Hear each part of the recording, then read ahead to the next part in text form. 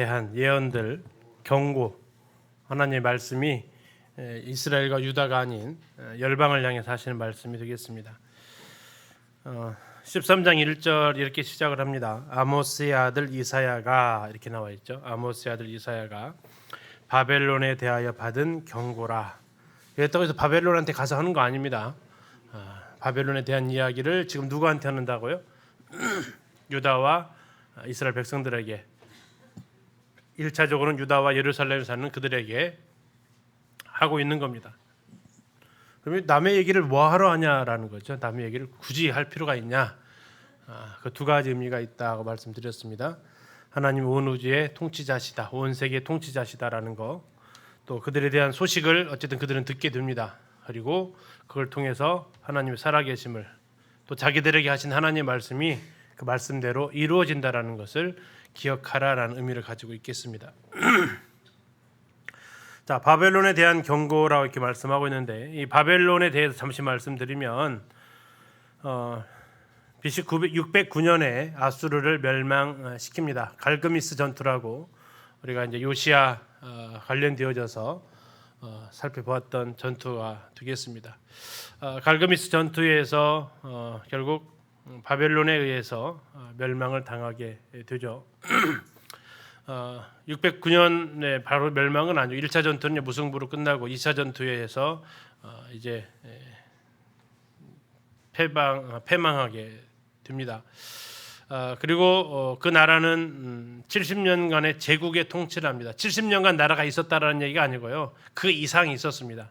그러나 그 이전까지 바벨론이 아수르를 멸망시키기 전까지는 유아 독존은 아니었다라는 얘기입니다. 같이 팽팽하게 두 나라가 힘을 겨루고 있었다라면, 이제 바벨론을 유일하게 이 제국의 통치를 하게 되고, 바벨론과 겨뤘던 아수르가 멸망하고 이제 애굽까지 복종하게 되면서 드디어 바벨론이 이쪽 근동 지역에서 유일한 통치자로서의 역할을 하면서 그걸 가리켜서 제국의 통치다라고 말씀을 드리는 겁니다.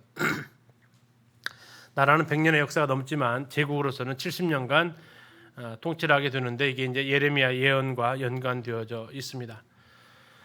이 바벨론을 무찔렀던 나라가 메데 바사, 그 고레스가 이끌었던 페르시아 제국이 바벨론을 무찌르고 이어서 일어나게 됩니다.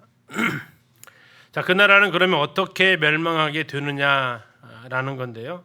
2절과 3절에 예언을 하고 있습니다. 자, 2절 보시면, 너희는 민둥산 위에 기치를 세우고 소리를 높여 그들을 부르며 손을 흔들어 그들을 존귀한 자의 문에 들어가게 하라. 내가 거룩하게 구별한 자들에게 명령하고 나의 위엄을 기뻐하는 용사들을 불러 나의 노염을 전하게 하였느니라. 자, 이게 무슨 얘기냐면, 하나님께서 거룩히 구별한 자, 3절에 나와 있습니다. 거룩히 구별한 자들에게 명령했다. 그들이 누구냐면 메데와 바사 연합군입니다. 고레스가 이끄는 군대입니다. 그들에게 이끌어서 어디로 들어갔다고 해요? 2절에서 존귀한 자의 문에 들어가게 했다. 이게 이제 바벨론 성입니다. 아수르가 바벨론이 통치하고 있었던 성이죠. 이곳에 이제 메데바사 연합군이 존귀한 자의 문 바벨론 성에 들어가서 그들을 멸망시켰다라는 내용이 하나님의 계획 가운데 있었다라고 지금 얘기를 하고 계시는 겁니다. 자, 그러면서 이제 여호와의 날에 대한 이야기를 6절에 얘기하고 있습니다. 자, 너희는 애곡할지어다 여호와의 날이 가까웠다. 9절에 또 여호와의 날을 이야기하고 있습니다. 9절, 보라 여호와의 날 곧 잔혹히 분냄과 맹렬히 노하는 날이 이르러 땅을 황폐하게 하며 그 중에서 주인들을 멸하리니.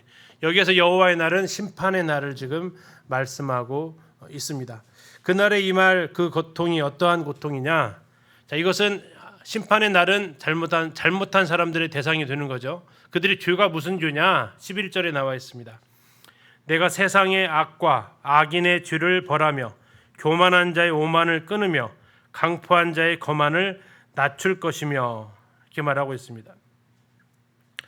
자, 세상의 악과 악인의 죄, 교만, 오만, 강포, 이런 죄들에 대해서 하나님께서 철저하게 심판을 하시겠다라는 겁니다. 그런데 그 심판이 어느 정도나 맹렬하냐? 12절에 사람을 어떻게 한다고요? 순금보다 희소하게 한다. 오빌의 금보다 희귀하게 한다. 그럼 무슨 얘기예요, 이게요? 예, 사람이 찾아볼 수 없을 정도가 될 것이다라는 얘기죠. 이토록 멸망이 아주 심하게 급격하게 일어날 것을 이야기를 하고 있습니다. 16절 보시면 그들의 어린아이들은 그들의 목전에서 메어침을 당하겠고 그들의 집은 노략을 당하겠고 그들의 아내는 욕을 당하리라. 특별히 16절 앞에 있는 어린아이들은 목전에서 메어침을 당하겠고, 혹시 시편이 생각나십니까? 저주의 시가 있었죠. 이스라엘 사람들이 바벨론 강가에서 했던. 그래서 왜 이렇게 기도를 했었죠? 그들이 이스라엘에 와서 이렇게 했기 때문에 그렇게 기도를 했는데, 실제로 하나님께서 그들의 죄악을, 아까 말씀드렸죠. 이거 바벨론도 마찬가지인데 역할이 있었어요. 나중에 하박국에서 그 역할에 대해서 언급을 하시죠. 유다를 책망하기 위한 몽둥이의 막대기 역할을 했어요. 아수르가 북이스라엘, 특히 뭐 남유다도 해당이 되지만 북이스라엘을 징계하기 위한 몽둥이와 막대 역할을 했다면, 바벨론은 유다를 치기 위한 몽둥이 막대 역할을 했어요. 그런데 아수르가 자기 역할보다 더 지나서 감독이 컷 했는데도 더 치고 때리고 했단 말이에요. 그래서 하나님께서 심판하셨죠. 근데 바벨론도 동일했어요. 하나님께서 하라는 범위를 벗어나 버렸어요. 그리고 사람을 16절에 있는 것처럼 아주 잔인하게 어린 아이들까지도 이렇게 죽여버렸단 말이에요. 자, 이것에 대해서 하나님께서 그들에게 그대로 갚아주시는 것을 볼 수 있습니다. 22절입니다. 그의 궁성에는, 바벨론 궁이죠. 그의 궁성에는 승냥이가 부러지질 것이요 화려한 궁전에는 들깨가 올 것이라. 그의 때가 가까우며 그의 날이 오래지 아니하리라. 자, 바벨론의 멸망을 지금 이렇게 이야기를 하고 있습니다. 자, 이것은 이루어진 사건들입니다. 예, 이미 이 바벨론은 이런 식으로 해서 멸망을 당했어요. 그러나 그 중에서 아직 이루어지지 않은 사건들이 나와 있어요. 19절부터 22절까지가 그 내용들이 되는데, 19절 보시면요, 열국의 영광이요 갈대아 사람이 자랑하는 놀이개가 된 바벨론이 하나님께 멸망당한 소돔과 고모라 같이 되리니 그곳에 거주할 자가 없겠고 거처할 사람이 대대히 없을 것이며 아라비아 사람도 거기에 장막을 치지 아니하며 목자들도 그곳에 그들의 양떼를 쉬게 하지 아니할 것이요 오직 들짐승이 거기에 엎드리고 부르짖는 짐승이 그들의 가옥에 가득하며 타조가 거기에 깃들이며 들량이 거기에서 뛸 것이다 라고 얘기하고 있는데, 지금 그렇다면 그 땅, 바벨론에 있었던 땅에 이런 일들이 지금 이루어졌을까요? 지금 아직 사람이 살고 있을까요? 지금 바벨론은 이라크 땅입니다. 사람이 살고 있습니다. 예, 바벨론 때 1차적으로 멸망을 당했지만 지금 이 상황은 아직 이루어지지 않았다라는 얘기입니다.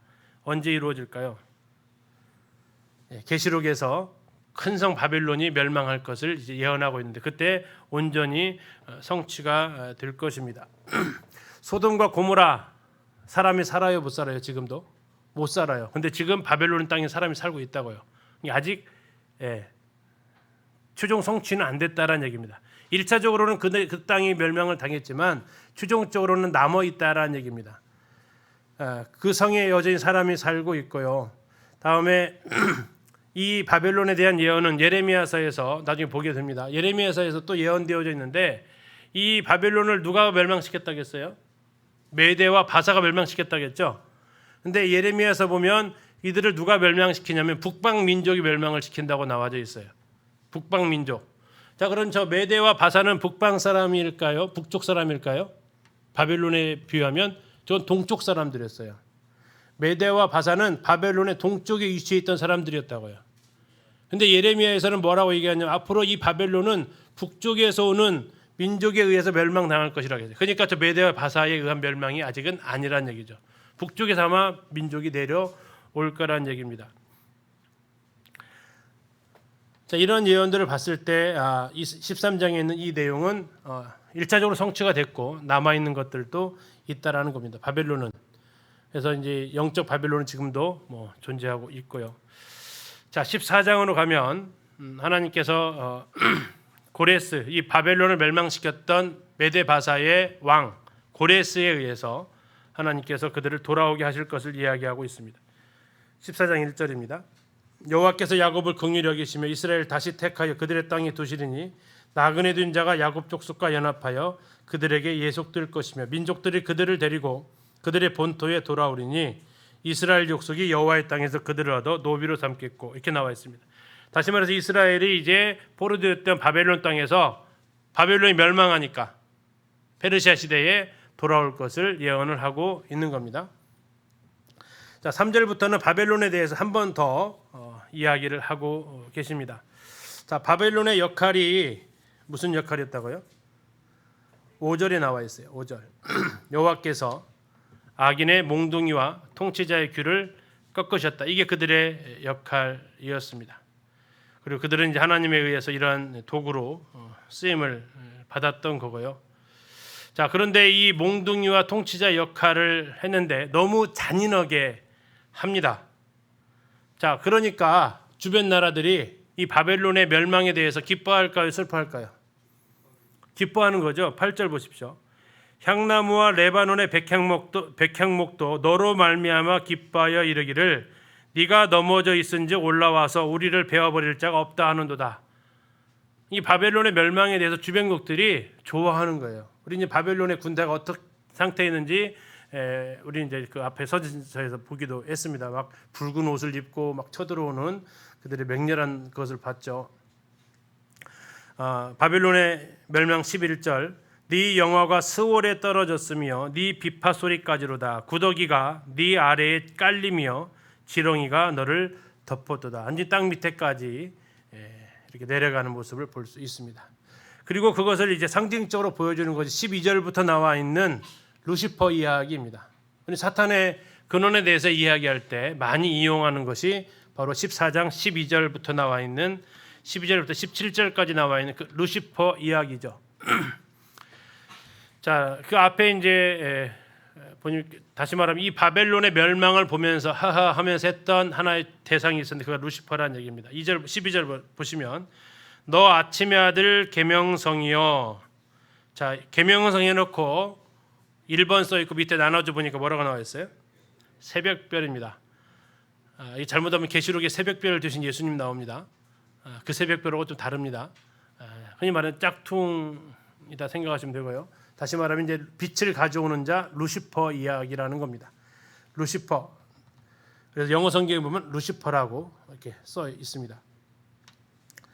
그리고 K-팝은 루시퍼를 찬양하는 노래를 만들어서 오래전에 보급을 하기도 했습니다. 이제 사탄은 더 이상 자기를 숨기지 않는다라는 것을 보여주고 있죠. 너 아침의 아들 계명성이여 루시퍼여 어찌 그리 하늘에서 떨어졌고 너 열국을 엎은 자여 어찌 그리 땅에 찍혔는고. 루시퍼가 원래 어디에 존재했었다는 걸 알 수 있어요? 하늘에서 떨어졌다는 얘기니까 하늘에 존재했던 자다는 얘기죠. 열국을 엎었다라고 얘기하고 있습니다. 13절 네가 네 마음에 이르기를. 자, 여기서 이제 나라는 단어가 몇 번에 걸쳐서 나오냐 이 숫자를 이제 세보는 겁니다. 네가 네 마음에 이르기를. 내가 한 번 나왔습니다. 하늘에 올라 하나님의 뭇별 위에 내 자리를 높이리라. 두 번 나왔습니다. 내가 북극 지표의 산 위에서 앉으리라. 세 번 나왔는데 영어 성경으로는 총 5번 나옵니다. 어떻게 해요? 내가 하늘에 올라 내가 하나님의 뭇별 위에 내 자리를 높이리라. 내가 북극 지표의 산 위에 내가 앉으리라. 이렇게 나와 있습니다. 5번에 걸쳐서 나 하면서 이것을 계획했다라는 겁니다. 쿠데타를 계획을 했다는 얘기예요. 잘 아시는 대로 그의 부리는 천사들과 함께 천사장이었다고 나중에 에스겔서에서 나와 있죠. 그렇게 하면서 그들이 하나님을 대적할 계획을 세웠어요. 실행을 해요, 못해요? 전쟁이 하나님의 궁에 침범해요, 못해요? 네? 여기 잘 보시면 네가 네 마음에 이르기를 이렇게 나와 있어요. 네가 네 마음에 이르기를. 자, 하나님은 어떠하신 분이냐면 마음의 생각까지 알아 하시는 분이에요. 하나님이 모르고 당하시는 분이 아니고 하나님 이미 그런 계획을 가지고 있다라는 것을 아셨어요. 그래서 그들을 어떻게 하셨어요? 12절에서 하늘에서 내쫓김을 당하게 된 거라는 거죠. 이런 계획을 세우는 그들을 하나님께서 가만히 지켜보지 않으셨다라는 겁니다. 하늘에서 그런 모반이 일어났고, 모반이 일어난 계획을 하나님은 이미 다 하셨고, 그래서 어디까지 전투가 일어난지는 성경은 말하고 있지 않지만 어쨌든 그 마음의 계획을 세웠던 것들에 대해서부터 하나님은 이미 책망하고 있습니다. 흔히 이제 왜 사탄은 회개할 기회를 얻지 못했냐라고 할 때 이 부분이 그렇게 이야기를 하는 겁니다. 사람은 마귀한테 속아서 하나님 앞에 죄를 지었지만 마귀는 속았어요? 나라는 단어가 5번에 걸쳐 나오는 스스로 하나님 앞에 교만을 했기 때문에 그에게는 더 이상 모르고 지은 죄가 아니고 알고 고의적으로 지은 죄였기 때문에 그에게는 더 이상 회개의 기회가 주어지지 않는다라고도 이야기를 합니다. 그의 목적은 무엇이었습니까? 14절 가장 높은 구름에 올라 지극히 높으니 누굽니까? 하나님과 같아지겠다. 이게 이제 계획이었습니다. 하나님의 자리를 넘보는 거고 이걸 그대로 아담과 하와에게 심어졌죠. 네가 하나님과 같이 되리라라고 심어졌습니다. 15절 그러나 이제 네가 스올 곧 구덩이 맨 밑에 떨어짐을 당하리로다. 아까 11절과 비교를 좀 해보시면 11절 뭐라고 나와 있어요? 네 영화가 스올에 떨어졌다 나와 있죠. 다음에 네 구더기가 내 아래에 깔렸고 지령이 너를 덮었다. 15절은 네가 스올 곧 구덩이 맨 밑에 떨어짐을 당했다. 그래서 이 바벨론이 당했던 운명하고 루시퍼가 당했던 그 운명이 같은 운명이었음을 보여주고 있습니다. 16절 너를 보는 이가 주목하여 너를 자세히 살펴보며 말하기를 이 사람이 땅을 진동시키며 열국을 놀라게 하며 세계를 황무하게 하며 성읍을 파괴하며 그에게 사로잡힌 자들을 집으로 놓아 보내지 아니하던 자가 아니냐. 이게 이제 바벨론 제국인데요. 이 바벨론 제국과 루시퍼가 오버랩이 되는데 그래서 이제 일부 성경학자들은 이게 왜 사탄의 기원이냐. 이건 바벨론 제국에 대한 설명일 뿐이다라고 이야기를 합니다. 그러나 거기에 대해서 12절과 13절, 14절에 대한 그 내용을 상징으로 보지 않고 문자적으로 해석하게 되면 그들은 사탄이 되는 거고 이 성경을 이제 문자가 아닌 상징으로 해석하는 사람은 그건 교만하다라는 의미다 이렇게 하면서 이것은 그냥 바벨론에 대한 이야기다라고 하는 사람도 있지만 우리는 성경을 문자적으로 해석하는 부분이기 때문에 이것은 사탄의 모습이고 그 모습이 마치 바벨론의 멸망처럼 투영되어져 나타났고 사탄이 자기처럼 멸망당하는 이 바벨론을 보면서 참 비웃는 너도 결국 그렇게 바쳤구나라고 이 오버랩 되어지는 그런 모습을 우리가 이렇게 볼 수 있다라는 겁니다. 이 조롱의 노래가 참 계속되는 동안 주제가 바벨론의 왕의 멸망에서 그를 조종했던 이 바벨론의 왕을 조종했던 게 바로 사탄인데 그의 멸망으로 확장되어지는 누가복음 10장 18절에서 예수님께서 사탄이 하늘로부터 번개같이 떨어지는 것을 내가 보았다라고 말씀하셨는데 그 모습이 마치 바벨론에 의해서 시각 효과처럼 드러나게 되었다라는 것을 우리에게 보여줍니다. 사탄이 모반하는 모습은 우리는 본 적이 없잖아요. 그러나 저 바벨론에 멸망당하는 모습을 통해서 사탄이 저렇게 하나님 앞에 심판을 받았구나라는 것을 우리가 알 수 있다라는 겁니다. 20절을 보시면 네가 네 땅을 망하게 하였고 내 백성을 죽였으므로 그들과 함께 안장되지 못하나니 악을 행하는 자들의 후손은 영원히 이름이 불려지지 아니하리로다. 다시 말하면 바벨론의 왕이 정중하게 장사 치르지 못했다라는 거고요. 그리고 더 이상 그 나라가 진행되지 못했다라고 지금 말씀하고 있습니다. 왜 그렇습니까? 하나님께서 그들을 멸망시키셨기 때문입니다. 22절을 보시면요. 만군의 여호와께서 말씀하시되 내가 일어나 그들을 쳐서 이름과 남은 자와 아들과 후손을 바벨론에서 끊으리라. 나 여호와의 말이니라. 내가 또 그것이 고슴도치의 구렬과 물 웅덩이가 되게 하고 또 멸망의 빗자루로 청소하리라. 나 만군의 여호와의 말이니라. 자, 이렇게 지금 열국에 대해서 설명한 이유를 말씀드렸습니다. 왜 그렇게 한다고 그랬다고요? 하나님이 각 나라를 통치하시는 온 세계 통치자이심을 보여주기 위함이었다라는 겁니다. 그래서 지금 하나님 말씀하시는 거예요. 내가 했다고 했잖아요. 22절에 누가 했다고 이것을요? 내가 일어나 그들을 쳤다라고 하셨습니다. 내가 일어나 그들을 쳤다. 23절에서도 내가 멸망의 빗자루로 청소했다. 하나님이 직접 관여하고 계시는 통치자이심을 지금 말씀을 해주고 있습니다. 이 단어 읽으면서 좀 섬찟하지 않으세요? 멸망의 빗자루. 멸망의 빗자루로 청소하리라. 어떤 이미지가 이렇게 떠오르세요? 그냥 살살 쓰는 정도가 아닐 거 아닙니까? 싹 쓸어 담아 버리는, 그냥 완전히 깨끗하게 해버리는, 이 표현이 참 그림 그려지지 않으세요? 멸망의 빗자루. 하나님이 나중에 이렇게 악에 대해서 심판하시겠다라는 겁니다. 24절부터 27절까지는 또다시 아수르에 대한 이야기를 하십니다. 25절, 24절, 이것도 역시 이제 그 이사야서 이렇게 열국을 설명하는 이유입니다. 24절, 만군의 여호와께서 맹세하여 이르시되 내가 생각한 것이 반드시 되며 내가 경영한 것을 반드시 이루리라. 자, 열국에 대한 심판을 언급하시는 중요한 포인트라는 것을 기억을 하십시오. 그냥 단순히 어떻게 될 것을 그냥 하는 것이 아닙니다. 이걸 하나님께서 이루고 계신다라는 것을 다시 선언을 지금 하시는 겁니다.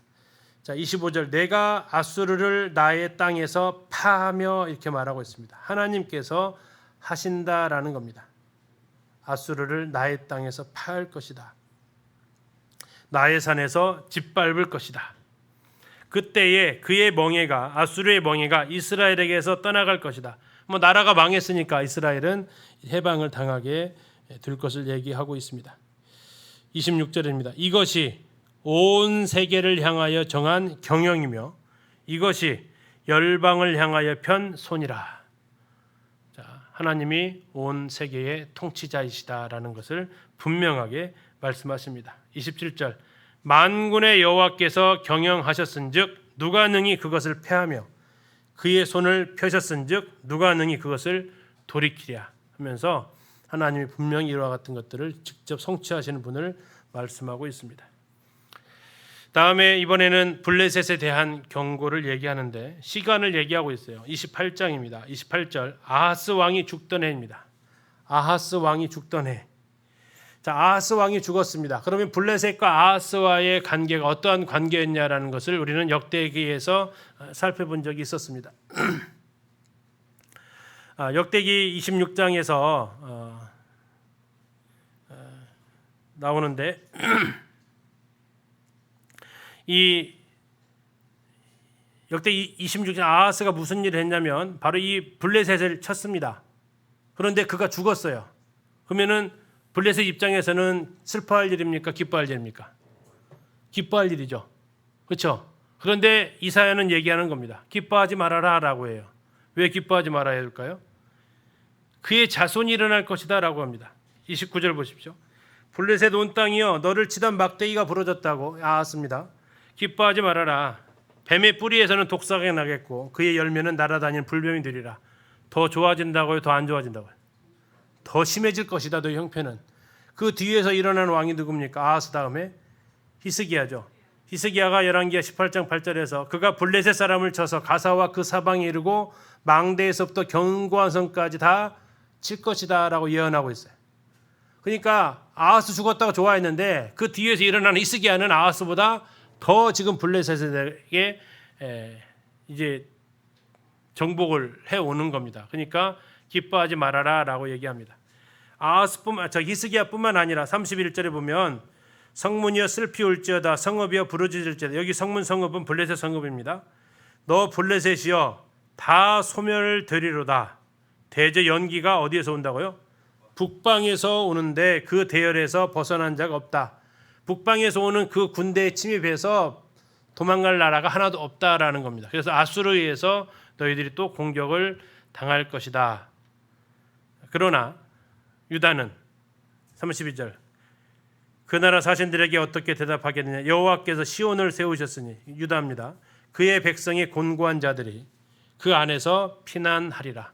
유다는 아수르의 침입에서 멸망당하지는 않을 것이다 라는 이야기입니다. 자, 여기서 이제 바벨론, 아수르, 블레셋 얘기했는데 바벨론은 잠시 좀 보시면 이게 지금 바벨론의 옛 시가지를 지금 그림으로 표현한 부분입니다. 이게 지금 파란색이 이스타르 문입니다. 에스더를 가리켜 이스타르라고 하는데 이게 지금 이 2500년 전에 이런 색깔의 벽돌을 만들어냈다고요. 칼라벽돌입니다. 그리고 이것이 지금 독일에 가면 그대로 축소 모형으로 이걸 그대로 만들려고 했더니 너무 커가지고 숙소 모형으로 지금 이 독일의 박물관에 있습니다. 거기서 좀 더 올라가면 이 사막 한가운데에 정원이 있습니다. 정원. 느부갓네살이 그의 공주가 외국 사람인데 외국 사람이 다른 나라 와서 시집으로 왔어요. 그럼 무슨 병 걸려요? 향수병 걸려요. 그래서 그 나라에 식물을 갖다 여기다 심은 거예요. 기후가 안 되는데 기가 막히게 꾸며가지고 어마어마한 정원을 심었어요. 적어도 남편은 이 정도는 해줘야죠, 그렇죠? 그럴 능력이 안 돼서 그런데 대단한 능력이에요. 그 공중 정원을 했는데 이게 세계 7대 불가사의 중에 하나예요. 어떻게 사막 한가운데 저게 가능했냐라는 거죠. 그리고 그 뒤에 보면 탑 같은 게 하나 있어요. 이게 뭐예요? 이게 지구라트라고 하는 마르둑 신전이 91m짜리로 자리하고 있는 겁니다. 다시 좀 더 보면 아까 보셨던 지구라트가 지금 여기 이렇게 자리하고 있고요. 여기에 이제 예루살렘에서 그 바벨론이 정복을 하잖아요. 그런 뭐 금그릇, 은그릇 전부 다 여기다가 지금 놓고 다니엘서 가서 보면 벨사살이 야, 그 예루살렘에서 가져왔던 그 그릇 가져와 거기다 술 좀 담아 먹자 하면서 했던 곳이 바로 이제 여기가 되는 겁니다. 이 느부갓네 당시의 그 영상은 좀 이따 좀 보고요. 다음에 이제 아까 그 위에서 항공 사진을 찍은 건데 아까 보셨던 지구라트가 있고요. 다음에 바벨론 왕궁이 있고 여기 정원이 있고 이스타르 문이 이렇게 있습니다. 영상을 통해서 잠시 한번 보시겠습니다. 이건 EBS에서 4부작을 통해서 바벨론에 대해서 했던 게 있습니다. 소리 좀 켜주세요. 됐나요? 제가 안 켜졌는데 잠시만요. 제가 소리를 꺼놨네요.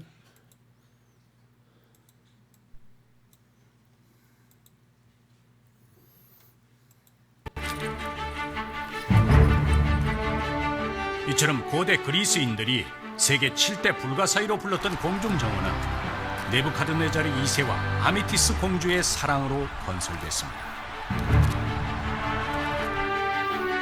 먼 북방에 있는 산악국가에서 사막 한가운데로 시집온 아미티스가 향수병에 걸리자 네부카드네자르 2세는 슬픔에 휩싸였습니다.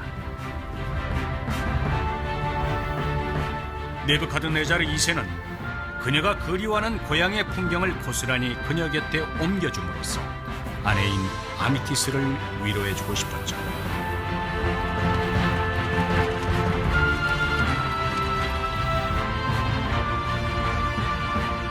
결국 네부카드네자르 2세는 공주가 살았던 북방 메디아에 있는 수백 종의 꽃과 나무들을 바빌론으로 가져옵니다.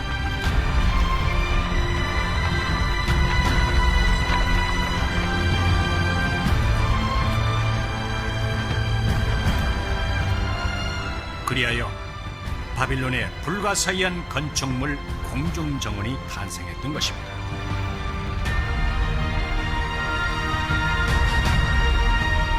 기원전 6세기 바빌론은 사막 한가운데 있는 마천루의 도시였습니다.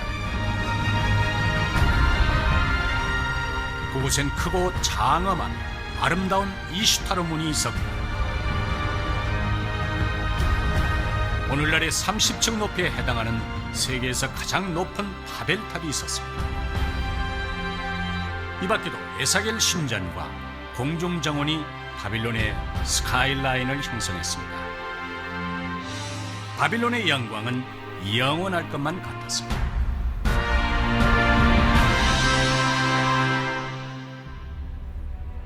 하지만 바빌론은 네부카드네자르 2세 사후 권력 다툼이 벌어졌고 결국 그가 죽은 지 43년 만인 기원전 539년 페르시아의 침략을 받고 맙니다. 모든 것이 불타버렸죠.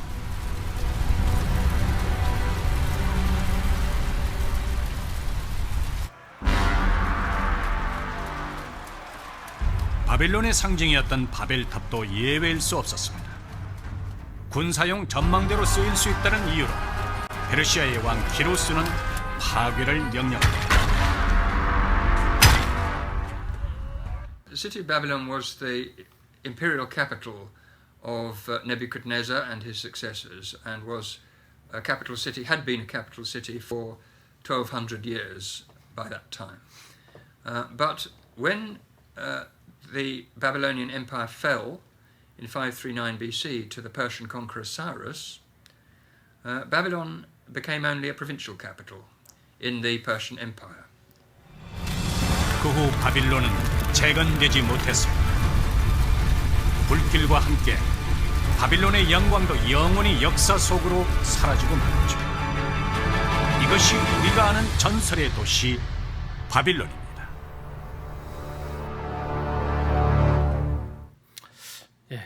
13장 14장에 예언된 대로 그 나라는 이렇게 멸망을 당하고 말았습니다. 자, 이제 15장으로 가면 모압에 대한 이야기가 나옵니다. 15장 1절 모압에 관한 경고라 이렇게 나와 있습니다. 자, 하룻밤에 모압 알이 망하여, 알이라고 나오죠. 알. 이건 모압의 수도인 라빠를 가리키는 단어입니다. 알이 망하여 황폐할 것이며 하룻밤에 모압 기르가 망하여, 이 기르는 모압의 그 중요한 도시가 되겠습니다. 요새입니다. 요새. 기르가 망하여 황폐할 것이다. 하룻밤에 이렇게 모든 일들이 일어난다고 지금 경고를 하고 있습니다. 2절에 그들은 바잇과 디본 산당에 올라가서 울 것이다. 바잇은 모압이 사람들이 했던 종교적인 장소입니다. 제2장소고요. 다음에 디본 산당에 간다고 했는데 디본은 메사왕 석비로 알려져 있던 그곳입니다. 지금도 디본이라고 이름을 하고 있습니다. 그모스 신상이 있었던 곳이 바로 이 디본입니다. 다시 말해 자기들의 신에게로 올라가서 그들은 울 것을 얘기하고 있습니다. 모압은 느보와 메드바를 위하여 통곡한다라고 하는데 느보는 느보산입니다. 모세가 올라가서 가나안 땅을 바라보았던 산이죠. 모압에서 가문이 있습니다. 그리고 그 느보에서 조금 더 올라가면 메드바라고 있습니다. 모자이크로 유명한 예루살렘 도시를 모자이크로 표현했던 지도가 있는데 그곳이 있는 곳인데 여기 메드바는 모압의 굉장한 전략적인 요충지가 되겠습니다. 느보와 메드바를 위하여서 그들은 통곡할 것이다. 왜냐하면 그 나라가 망했기 때문에 그렇습니다. 그들이 각각 머리카락을 밀고 각각 수염을 깎았으며 거리에서는 굵은 배로 몸을 동였고 지붕과 넓은 곳에서는 애통했다. 자, 머리카락을 밀고 수염을 깎았다라는 것은 무슨 뜻일까요? 그들이 바로 부끄러움과 통회하고 애통하고 가장 큰 슬픔을 표현할 때 하는 외적인 행동들입니다. 지금 나라가 멸망했다는 것을 이렇게 지금 그들은 애통해하고 있는 겁니다. 4절에 보니까 헤스본과 엘르알레는 부르짖는다 나오는데 헤스본은 아모리 왕 시온의 도읍지여서 군사적으로 굉장히 중요했던 도시였고 엘르알레는 헤스본에서 한 2km 정도 떨어졌습니다. 그런데 엘르알레에서 울었는데 그들의 소리가 어디까지 갔다고요? 야하스까지 들립니다.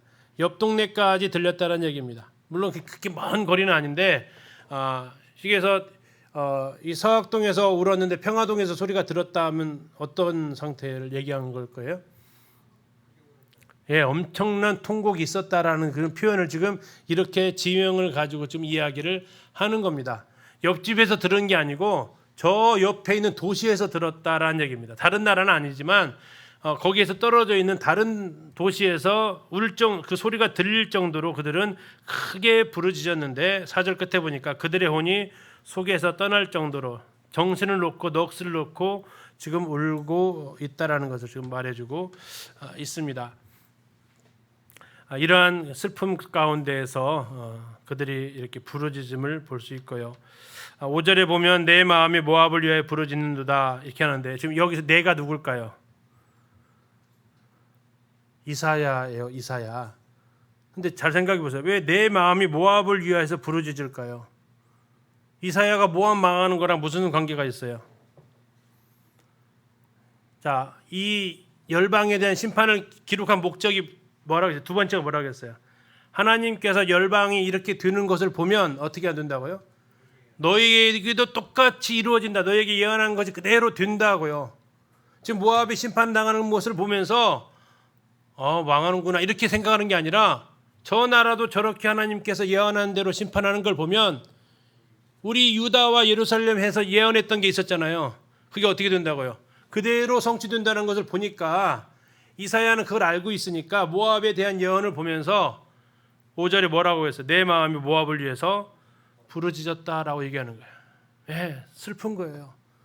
모압 때문에 슬픈 게 아니에요. 내 나라 유다 예루살렘이 이렇게 하나님의 심판을 당할 것을 생각하니까 그는 하나님 앞에 부르짖게 되는 거죠. 피난민들이 있습니다. 피난민들은 소알과 에글라 슬라시아까지 이르고 울며 루잇 비탈길로 올라가며 호로나임 길에서 해망을 울부짖으니. 하나도 모르시겠죠? 왜 모르냐면 이 지역을 모르니까 그래요. 다시 말하면 이 모압이 지금 도망을 갔는데 피난길이에요. 나와 있죠. 피난민들이 나와 있죠. 피난을 갔는데 위로 갔을까요? 아래로 갔을까요? 동쪽으로 갔을까요? 서쪽으로 갔을까요? 우리 모압의 지도를 알면 이해가 가요. 모압에서 서쪽으로 가면요. 사해바다예요. 사해바다. 갈 수가 없어요. 동쪽으로 가면요. 사막이에요. 갈 수가 없어요. 그럼 갈 수 있는 곳은 위 아래예요. 위 아래. 위로 갔을까요? 아래로 갔을까요? 자, 위에서 쳐들어왔냐 아래에서 쳐들어왔냐를 생각해야 돼요. 자, 아수르가 위에서 쳐들어와 아래로 쳐들어와요. 위에서 쳐들어왔죠. 어디로 도망갔을까요? 예, 다 이게 지금 소돔과 고모라 그쪽 아래 도시들 이름이에요. 그럼 이해 가시죠? 이 지역을 다는 몰라도 동쪽으로도 피난 못 가고 서쪽으로도 피난 못 가. 지형적으로 갈 수가 없어요. 북쪽에서 내려오니까 밑으로 내려갔구나라는 것을 알 수 있다는 얘기예요. 그들이 지금 밑으로 가는 거예요. 가다 보면 어디까지 갈까요? 지금 아프가니스탄 난리 났잖아요. 그들이 도망가면 어디로까지 갈까요? 어디를 넘어가야 돼요? 지금 국경을 넘어가야 돼요. 그들은 목적이 그거예요. 그럼 이들은 모압에서 계속해서 가면 어디까지 넘어갈까요? 모압 밑에 있는 나라가 어디예요? 에돔이죠. 에돔 국경까지 지금 가는 거예요. 그 피난 행렬이 에돔 국경에까지 가는 건데 그 경계가 어디냐면 7절에 나와 있는데요. 아니 5절에 나와 있는데요. 자, 8절입니다. 8절. 이는 곡성이 모압 사방에 들렀고 슬피 부르짖음이 에글라임에 이르며 부르짖음이 부엘 엘림에 미쳤다. 자, 여기는 그러면 아까 5절에 나와 있는 도시보다 더 밑일까요? 위에일까요? 더 밑에까지 갔다는 얘기예요. 여기가 어디냐면 에돔의 국경이에요. 나라가 모압이 망하니까 계속해서 남쪽으로 우리나라 6.25 때 백성들이 다 어디로 피난 갔대요? 부산으로 갔던 것처럼 피난 행렬이 계속해서 남쪽으로 가서 결국 에돔 국경까지 지금 가버린 상태에 있었어요. 지금 나라가 완전히 지금 짓밟히고 있다는 것을 보여주는 거죠. 그들의 상태가 어떻습니까? 그들의 상태가 6절입니다. 니무린 물이 마르고 풀이 시들었고 연한 풀이 말라서 청청한 것이 하나도 없어요. 9절 디몬물에는 아마 이게 디본 같은 것으로 보여지는데 모압을 전체를 이야기하는 것으로 보시면 돼요. 디몬물에는 피가 가득했대요. 그럴지라도 내가 하나님께서 디몬에다가 피가 가득한데 디몬에 피가 가득한데 그 디몬의 재앙을 더 내리겠대요. 그래서 모압에 도피한 자와 그 땅에 남아있는 자에게 사자를 보내서 이게 동물 맹수 사자일 수도 있고요. 사자로 비유된 나라가 바벨론이에요. 다니엘 그 내 신상에서 사자로 비유된 나라가 다니엘인데 지금 아수르에서 이렇게 쫓겨가거든요. 나중에 바벨론에 의해서도 또 한 번 이렇게 공격을 당할 것이다. 아수르의 공격으로도 하나님께서 거기에 대해서 그치지 않고 바벨론을 통해서도 더 그들에게 징계할 것이다라고 지금 이야기할 수도 있다라는 겁니다. 다시 말해서 지금 모압이 어느 정도로 멸망할 것을 보았고 이사야는 이걸 봤을 때 하나님 앞에 부르짖었다고 얘기합니다. 16절 모압이 통곡하고 근심합니다. 자, 그러면서 그들에게 이제 권면을 하는데요. 모압을 향한 권면이 1절부터 5절까지 나와 있습니다. 너희는 이 땅 통치자에게 어린 양들을 들이되 셀라에서부터 광야를 지나 딸 시온산으로 보낼지니라.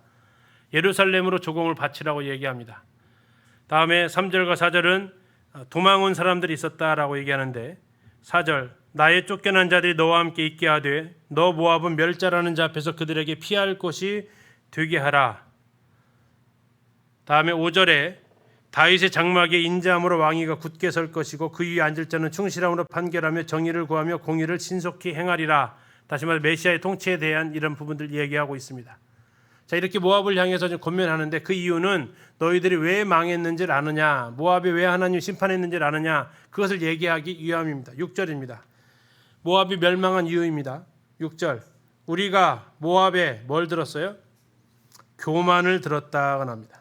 근데 그 교만이 보통 교만이 아니고 어떤 교만이에요? 심한 교만이에요. 심한 교만. 어떤 정도로 심하냐면 그가 거만하며 교만하며 분노했다. 다음에 자랑은 또 엄청 했다. 자랑이 헛된 자랑을 그들은 계속해서 했다라는 겁니다.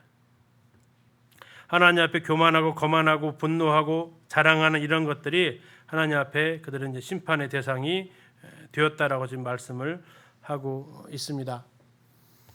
다음에 그들은 또 우상 숭배를 했습니다.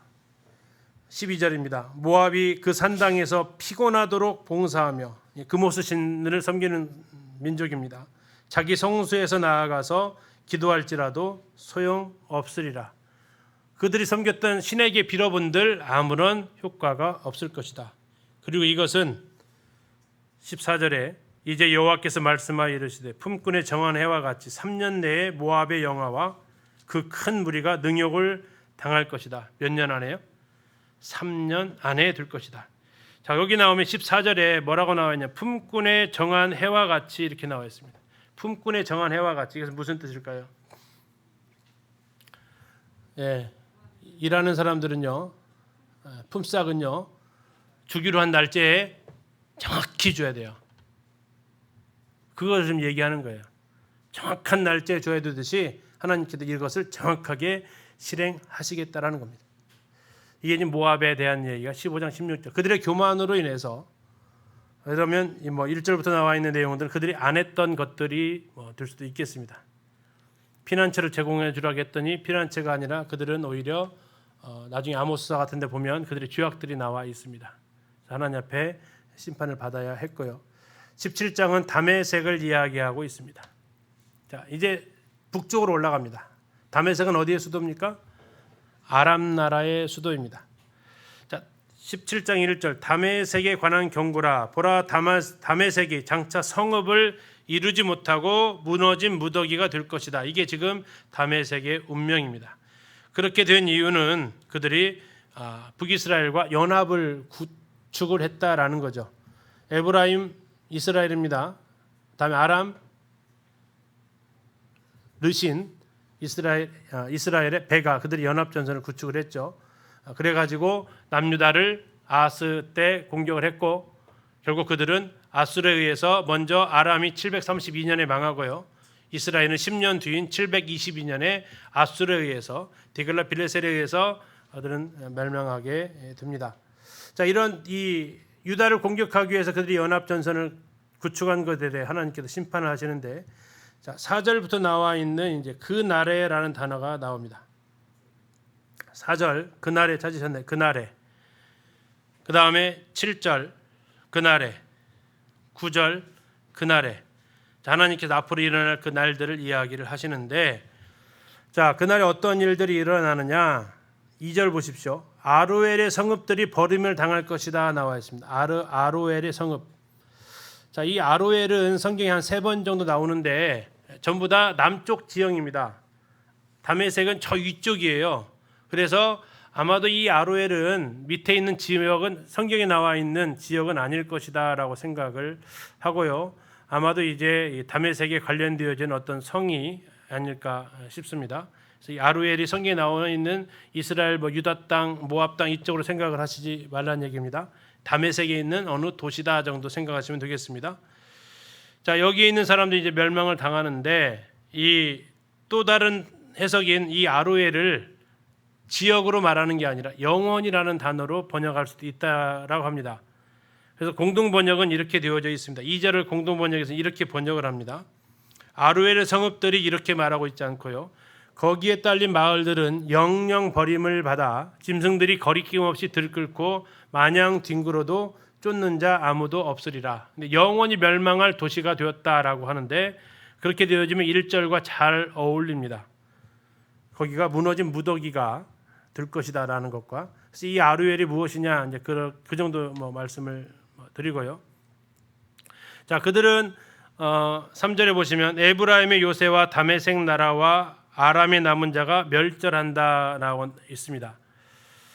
에브라임은 아마 요새를 잃어버리게 되고 다메섹은 나라를 잃어버리고 아람 백성은 영광을 잃어버린다 나와 있는데 그 책망은 바로 연합을 이뤘기 때문에 자 이스라엘 왕이 누구라고요? 이때 에브라임 3절에 난 에브라임에다가 누구라고 하시면 돼요? 베가 다음에 다메섹은 르신 이 베가와 르신의 연합 때문에 하나님께서 그들을 심판하신다라는 겁니다. 자, 그들이 어떤 심판을 받게 되느냐? 5절 마치 추수하는 자가 곡식을 거두어 가지고 그의 손으로 이삭을 벤 것 같고 르바임 골짜기에서 이삭을 주운 것 같으리라. 비유법이죠. 이게 뭔 말인지 잘 안 들어오시죠? 자, 다시 이렇게 세 번역을 한번 읽어드리겠습니다. 5절을 세 번역을 읽어드리면 그들은 곡식을 거두고 난 텅 빈 들처럼 될 것이다. 곡식을 거두는 자가 곡식을 다 거두어 버린 그 들판, 사람들이 이삭마저 다 줍고 내버린 그 들판, 이삭을 다 줍고 난 르바임 들판처럼 될 것이다. 자, 그럼 다메섹이 어떻게 된다는 얘기예요? 허허벌판이 된다는 얘기예요. 사람이 없는 멸망한 성읍이 될 것을 지금 5절에서 지금 얘기하는 겁니다. 6절 그러나 그 안에 주울 것이 남을 것이다. 감람나무를 흔들 때 가장 높은 가지 꼭대기에 과일 2-3개가 남음 같을 것이다. 많이 남았어요. 감람나무는요 열매가 굉장히 많은 나무예요. 우리나라 감나무, 밤나무 비할 것이 아니고요. 정말 주렁주렁 열리는 조그마해 가지고 되게 많이 열리는데 몇 개 남았다고요? 2-3개 남았대요. 감람나무를 흔들 때 가장 높은 가지 꼭대기에 과일 2-3개 남은 것처럼 남았대요. 까치밥도 안 들릴 정도죠. 까치가 왔다 괜히 왔다 할 정도로 안 남아 있어요. 무성한 나무에 가장 먼 가지에 4-5개가 남은 같으리라. 이게 다 죽고 나라가 완전히 황폐해질 것이다 라고 지금 말씀을 하고 있는 겁니다. 이걸 지금 비유를 가지고 이렇게 하시는 겁니다. 자, 그들이 8절 자기 손으로 만든 제단을 바라보지 아니하며 자기 손가락으로 지은 아세라나 태양신을 보지 아니할 것이다. 자, 아하스가 했던 행동이 있어요. 아하스가 뭘 했냐면 다메섹에서 우상의 신전을 보고 그걸 갖다가 예루살렘 성전에다 지었어요. 그런데 하나님께서 이 아람을 심판하실 다메섹을 심판하실 때에 진짜 그 다메섹 사람들은 어떻게 한다고요? 그 제단을 바라보지 않는데요. 왜 안 바라볼까요? 우상이 안 도와준다는 얘기예요. 하나도 도와주지 않는다는 거예요. 그래서 그들은 더 이상 바라볼 필요가 없는 거죠.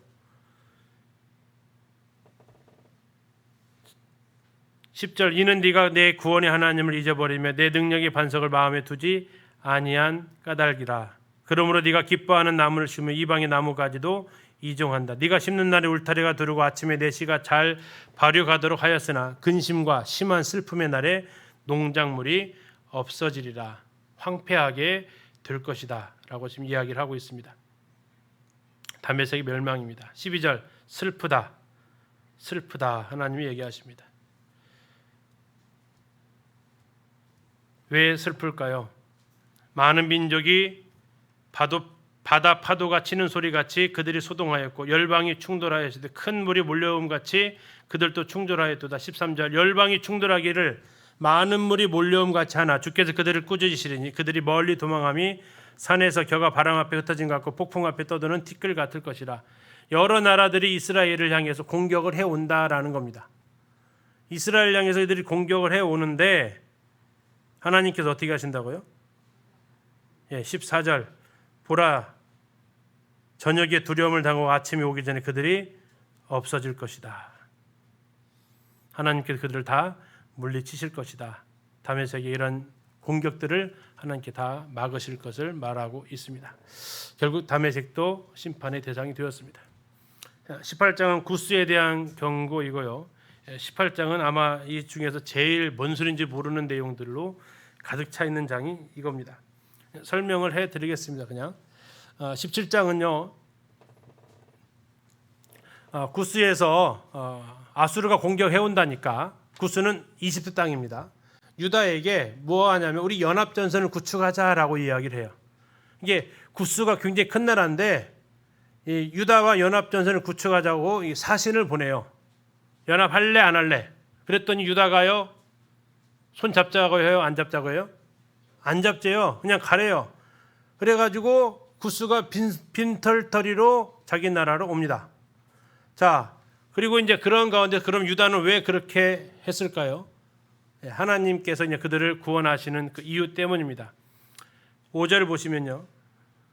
18장 5절입니다. 추수하기 전에 꽃이 떨어지고 포도가 맺혀 익어갈 때 네가 낫으로 그 연한 가지를 베며 퍼진 가지를 찍어 버려서, 다시 말해 하나님께서 여기 아수르를 심판하실 것을 지금 이야기하고 있습니다. 그리고 이제 아수르군의 시체는 독수리들의 먹이가 될 것이고 18만 5천이 죽어 나가죠. 다음에 구스가 이번에는 하나님 앞에 오히려 예물을 드리게 될 것이다 라는 것으로 되어져 있는데 뭐 나중에 읽어보시면 그 내용을 이해하기는 쉽지는 않습니다. 그런데 이런 내용이다라고 생각하시면서 읽으시면 이해는 아마 가실 겁니다. 이제 지금 앞에서 17장 우리가 그 열방을 꾸짖으신다 슬프다부터 얘기했잖아요.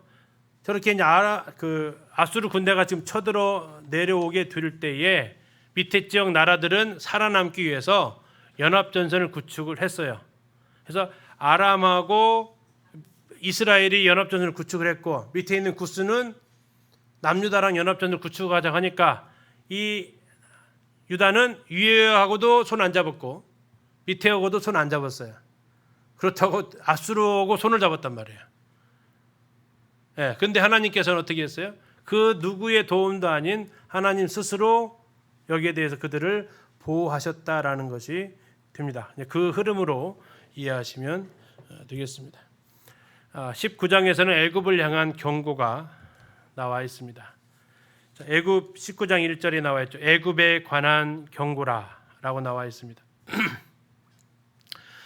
애굽의 우상들의 하나님 앞에서 떨 것을 말씀하고 있고 애굽 사람들은 그 마음이 녹을 것을 얘기하고 있습니다. 애굽인을 잔인한 주인의 손에 붙이실 것이고 그들이 포악한 왕이 그들을 다스릴 것을 얘기하는데, 다시 말하면 2절 보세요. 2절 19장 2절입니다. 내가 애굽인을 격동하여 애굽인을 친다. 애굽인을 격동하여 애굽인을 친다. 이 무슨 말이에요? 내전이 일어난다는 얘기입니다. 내전. 예, 외부에 적이 쳐들어오는 게 아니고 내부에서 내전이 일어나는데 그 내전을 통해서 이제 포악한 왕이 일어나게 될 것을 지금 이야기를 하는 겁니다. 자, 이제 이 사건은 밑에 보시면 이사야가 예언하던 당시 애굽을 다스리던 디르하가가 죽습니다. 그리고 애굽은 내전으로 들어가게 됩니다. 애굽은 12개의 왕국으로 찢기게 되고 결국 나라가 분열되니까 아수르가 쳐들어왔을 때 항복하게 되고 마침내 애국은 사절에 잔인한 군주였던 사메티추스, 이름 잘 안 들어가요. 사메티추스에 의해서 다시 통합하게 되는 그 사절에 나와 있는 포악한 왕, 그 사람이 사마티추스라고 합니다. 그래서 다시 통일이 될 것이다 하면서 이제 이게 목적이 아니고 그 다음이 목적이죠. 애굽 사람이 여호와를 경배하게 될 것을 말해주는데요. 유다의 땅 16절에 보시면 그날에라는 단어가 역시 계속해서 말해주고 있습니다. 여기가 이제 애굽에 대한 초점은, 예언의 초점은 여기에 있다라는 걸 알 수 있는데 16절 보시면 그날에, 18절 그날에, 19절 그날에, 다음에 21절 가운데 좀 들어가서 그날에, 다음에 23절 처음에 그날에, 24절 그날에, 이렇게 그날에 이렇게 되어져 있습니다. 자, 애굽에 어떤 일들이 일어날 것인지를 얘기를 하는데요. 애굽에 여호와께 맹세하는 성읍이 5개가 있을 것이래요. 자, 그럼 어떻게 이것이 가능할까요? 애굽 사람들이 개종한다는 걸까요? 아니면 유다 사람들이 애굽으로 내려간다는 얘기가 될 거야. 어느 게 쉬울 것 같으세요? 내려가는 거죠. 예. 유다 사람들이 내려가는 겁니다. 실제로 애굽에 가면 그런 흔적 유대인들의 거주지들이 있고요. 다음에 애굽 중앙에 여호와를 위한 제단이 있을 것이다라고 나와 있습니다. 그리고 3번에 보시면 애굽이 여호와를 알고 제물과 예물을 드리고 경배할 것이다. 애굽 사람이 아수르와 함께 그들이 경배할 것이다. 5번 이스라엘 애굽 아수르가 세계 중에 복이 될 것이다 라고 이제 나와 있습니다. 잘 이해가 안 되는 예언들입니다. 애굽에서 하나님을 경배하는 일들이 일어날 것이다 라고 좀 예언을 지금 하고 있는 겁니다. 자, 거기에 나와 있는 것들을 좀 추적을 해보면 그렇습니다. 19장 13절에 보면 소안의 방백들은 어리석었고 노베 방백들은 미혹되었도다. 그들은 애굽 종족들의 모퉁이 또리건을 애굽을 그릇가게 하였도 나오는데 거기 이제 소안은 지금 화살표 보시는 이쪽 타니스가 소안입니다. 여기가 지금 소안입니다. 타니스. 다음에 노브는 저 밑에 이 지도에서 더 밑으로 나가면 멤피스라는 곳이 있습니다. 지도상에 있는 지역들이고요. 자, 거기에 이 애굽 중앙에 여호와를 위한 제단이 설 것이다라고 나와 있는데 이게 이제 고고학을 통해서 발견이 됐습니다. 엘라판틴 또는 엘라판타인 이런 단어로 불리는데요. 우리나라 여의도처럼 강 속에 있는 섬 같은 지형이에요. 이게 이쪽에서 저쪽으로 건너가는데 강이 있으면요, 그 강과 강 사이에 뭐가 있다고요? 섬이 있다고요. 그것처럼 되어 있는 게 우리나라 여의도인데 거기처럼 이게 애굽에 있다라는 겁니다. 엘라판틴이라는 그 섬이요. 이 요세푸스의 기록에 의하면 애굽에 2번 여호와의 제단이 세워졌다고 합니다. 한 번은 유다 왕 므낫세가 성전의 제단을 세우자 분노한 대제사장들이 이집트의 남쪽 아스완의 엘라판틴 섬에 성전을 짓고 법궤를 보관했다고 전해지고요. 또 한 번은 시리아와 이집트가 서로 격돌하고 있을 때 시리아의 안티오쿠스 4세가 제사장과 권력 다툼에서 이렇게 밀려냈던 오니아스가 이집트로 가서 또 세웠다는 것이 있는데 지금 이제 뭐 이것은 확실하게 밝혀졌다라고 할 수는 없겠습니다. 근데 이제 오늘 보려고 하는 것이 이사야서 19장에서 애굽 땅 중앙에 여호와를 위한 제단이 있을 것을 지금 예언을 했기 때문에 지금 보는 겁니다. 자, 이게 지금 엘라판틴 섬이라는 아스완 댐 맞은편에 있는 성인데요. 이렇게 되어져 있어요. 자, 이걸 좀 더 이렇게 보는 게 더 좋을 것 같아요. 지도를 사진을 다시 구했습니다. 자, 이게 지금 뭇과 육지와 육지 사이가 강이 이렇게 있는데요. 그 강 사이에 이렇게 섬이 하나 있어요. 이 섬이 이름이 뭐라고요? 엘라판틴이라고도 하고요, 엘라판타인이라고도 하고요. 하여튼 그건 뭐 영어를 이렇게 읽기 좀 따름인데 이 엘라판틴 섬을 고고학을 조사를 하니까 거기에서 뭐가 나왔냐면 성전의 유적이 나왔어요. 그리고 그걸 가지고 복원도를 그려봤어요. 그랬더니 이게 나왔어요. 성막이랑 비슷해요? 비슷해요? 네. 그래서 지금 아까 19장에서 지금 뭐라고 했어요? 애굽의 한 가운데에 뭐가 생긴다고요? 여호와를 위한 궁전이 생길 것을 지금 예언을 했다라는 겁니다. 자, 이것이 이제 이사야서 19장에서 예언이 되어진 거죠. 자, 19장 19절 한번 보시겠습니다. 19장 19절 보고 마치겠습니다. 이사야 19장 19절. 그날에 애굽 땅 중앙에는 뭐가 있다고요? 여호와를 위한 제단이 있을 것이다. 예. 그래서 그날이 이제 언제인지는 모르겠지만, 하여튼 그날에 이렇게 있을 것이다 했는데 역사적으로 이렇게 또 있었다라는 유물을 우리가 찾을 수 있다라는 겁니다. 여호와를 위한 제단이 있을 것이다. 예. 그리고 거기서 아마 제물과 예물을 드렸던 흔적이 발견이 됐다라는 겁니다. 문자적으로도 19장에 나와 있는 그 예언이 성취가 된 겁니다. 자, 이제 다음 주에는 20장부터 또 이어서 계속해서 이사야서를 살펴보도록 하겠습니다. 기도해 주시고 마치겠습니다.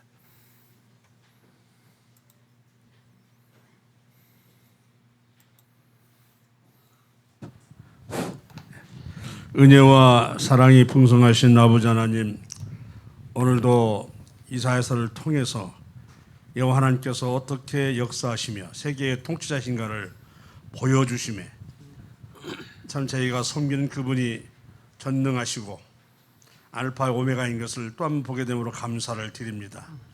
남유다의 우상과 음행과 모든 도덕적 타락으로 인해서 멸망이 예고되면서 주변에 이스라엘과 관련되어 있던 수많은 나라들이 멸망을 당하는 모습을 통해서 반드시 유다가 망할 것을 말씀하고 있어서 이사야는 이를 보고 슬피 울었다고 말씀하신 이 부분은 오늘날 우리들에게 오늘에 있어서도 마찬가지로 적용되며 우리 입에서 이런 탄식이 나올 수밖에 없는 시대에 살고 있음에 다시 한번 하나님 앞에 고백을 드립니다. 이 어렵고 또 잠옷 이제 살기가 어려운 이런 시대 속에서 우리 성도와 우리 교회를 지켜주시고 보호해 주시고 주의 날이 마감될 때까지 계속 섬기며 나갈 수 있도록 도와주시길 원합니다. 특별히 이날 구호 살피시고 많은 나라에 나가서 선교사를 파송하는 나라 이오니 코로나 바이러스를 진정시켜 주시고 또한 경제적으로도 주께서 허락해 주셔서 그때까지 하나님의 일을 향할 수 있도록 도와주시고 전주에서는 저희 교회가 그 일을 맡도록 인도하여 주시기를 원합니다.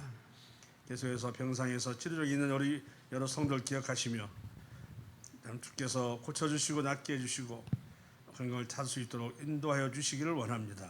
이 모두를 예수님 이름으로 감사하여 기도나이다. 아멘. 예, 수고했습니다. 감사합니다.